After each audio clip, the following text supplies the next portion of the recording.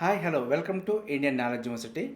మనకు ఇప్పుడే టీఎస్పీఎస్సీ గురించి కొంత సమాచారం అయితే రావడం జరిగింది. ముఖ్యమంత్రి అభ్యర్థన మేరకు టీఎస్పీఎస్సీ యొక్క సభ్యుల రాజీనామా మరియు చైర్మన్ యొక్క రాజీనామానైతే గవర్నర్ తమిళిసై సౌందరరాజను ఆమోదించడం జరిగింది. సో మనకైతే నోటిఫికేషన్లకు సంబంధించి అడ్డంకి అయితే కొంత తొలగిందనుకోవచ్చు. సో మనకు త్వరలోనే ప్రభుత్వం టీఎస్పీఎస్సీ సభ్యులు మరియు చైర్మన్ యొక్క నియామకాన్ని చేపట్టే అవకాశం ఉంది. సో వీరి నియామకం తర్వాత మనకి నోటిఫికేషన్ అయితే వచ్చే అవకాశం ఉంది. కాబట్టి అభ్యర్థులు ఎవరైతే ప్రిపేర్ అవుతున్నారో వారైతే ప్రిపరేషన్ని కంటిన్యూ చేసే ప్రయత్నం చేయండి. మీరు ఈ మధ్యలో మాత్రం గ్యాప్ అయితే ఇవ్వకూడదు. ఇది మనకు టీఎస్పీఎస్సీ సభ్యుల యొక్క రాజీనామా మరియు సభ్యుల కొత్త నియామకానికైతే కొత్త మార్గదర్శకం ఏర్పడిందని చెప్పుకోవచ్చు.